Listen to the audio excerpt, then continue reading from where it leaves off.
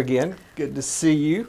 I see you. Becky Davis, Cypress of Hilton Head. Thank you for having me again. Sure. Carrie Babcock, PruittHealth Home Health. Greg, always a pleasure. Oh, I missed you guys. It's only been, what, a week or so? Oh, right. I know. Yeah. Hey. So much has happened. Well, it's a new year, spring. Things are changing, blooming, right? It's exciting out there. Carrie, you were talking about on the last show, I know you, with home health, there's just a lot of different disciplines that you guys deal with. Maybe educate us a little bit, the public that doesn't realize exactly what those mean. Okay. Well, we do the type of home health that gets ordered by a doctor, and we do most things that you could do at an outpatient rehabilitation clinic. We just do it in the patient's home. Right. So we offer skilled nursing, physical therapy, occupational therapy, a social worker, and a home health aide, and a speech therapist. So those are the disciplines that we deal with. And you know, when it comes to, well, what does each person do? So you start out with nursing. We have an RN and an LPN, and our RN is a registered nurse, very highly trained, and their responsibility is to take the doctor's orders and to make sure that that plan gets put into place. So what they'll come to the patient's home and do is do an initial assessment the first time they go out. They will look over the doctor's orders, look over the patient's history and physical progress notes and whatnot to get the background information on the patient. And then they will develop a care plan, which they then send back usually to the primary care doctor. Primary care doctor signs off on it or makes changes. And then our registered nurse sometimes can turn it over to an LPN, and the LPN isn't as highly skilled or qualified as an RN, but they can do things, the basic things that a patient would need just for their care. And the LPN is overseen, of course, by the RN. Right. So that's kind of how our nursing works. We also have physical therapists and occupational therapists. And even, before I started working here, what exactly is the difference between the two? And I think there's a lot of misconceptions out there. I don't think a lot of people know what the difference is. So a physical therapist works on a patient's gross motor skills, gross function. And an occupational therapist works on their fine motor skills and activities of daily living. So the PT will go into a patient's home, and they work a lot with, the back, the legs. They want to get the patient stronger. When you think about, everybody's heard of physical therapists for like athletes. Right. They get injured, they go to rehab, they go to physical therapy, and you think about these guys that, they start out putting up little weight and then all of a sudden they're back in the NFL. Right. Well, what we do in the home health setting is we try to get the patient strong enough to where they can get up out of their seat, to where they can walk, to where they have good balance. We do a lot of fall prevention with them. We're trying to keep them out of the ER, keep them out of the hospital, keep them from getting those broken hips, which then can lead to something worse like pneumonia, something like that. So our physical therapist is more about strength and balance. And our occupational therapist is more about fine motor skills. And they can be used together. So you can have a PT come over and an OT concurrently. So an OT will work on activities of daily living. Give us some examples of what you mean. Yeah. Okay. And fine motor skills. Define. Fine motor skills. Yeah. So a PT is working on building up the patient's big muscles. legs, big muscles. Yeah. Uh-huh. An OT might be working on helping a patient with their hands, helping them button their shirt, I gotcha. helping them Right. open a can of food. Brush their hair. Right. Yes. Yeah, okay. Activities, daily living, bathing, changing clothes, just things like that. Can they, put their socks on? If they're wearing compression socks, are they changing them? Especially with diabetics, there's foot care that's got to be involved. They've got to wash their feet and whatnot. And so that's what our OT would work on is, can the person transfer from the bed into an assisted, ambulatory or walking device? Can they transfer to the tub, to the shower? Things like that.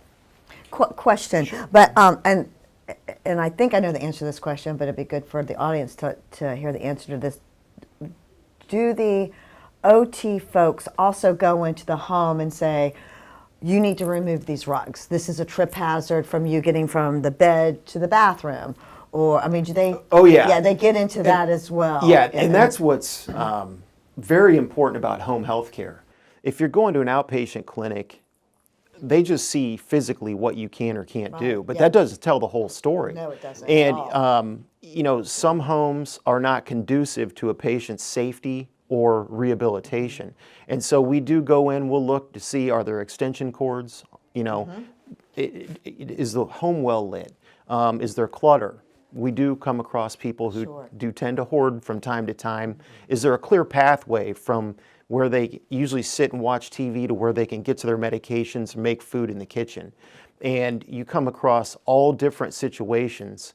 I know that, and a lot of times it does boil down to a socioeconomic situation. It does. That's where we do have a social worker who can come in, which I can get to a little bit more about that in a minute. But for the most part, we want to make sure that the home is safe and conducive to the patient's rehabilitation. Right.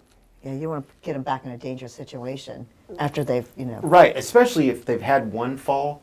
Now you've got one side of your body that's weaker than the other, so you tend to overcompensate on the other side. But if you weren't fully healthy to begin with, you're still a fall risk.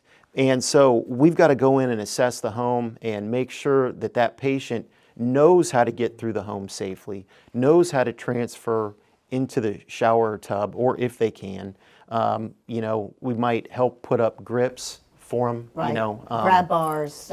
Things like that. And then our OTs will develop a strategy or techniques with them to best use those so that they can, you know, if it comes down to making their own food, you know, even if it's just putting something in the microwave, are their hands good? Can they, do they have strength that where they can get out of bed, things like that. So that's kind of what they do. And I may have missed it, Carrie. You were talking about in determination of those needs, be it physical therapy, occupational therapy. Is a physician ordering that in the very beginning, or do you guys go in and decide what the needs are going to be?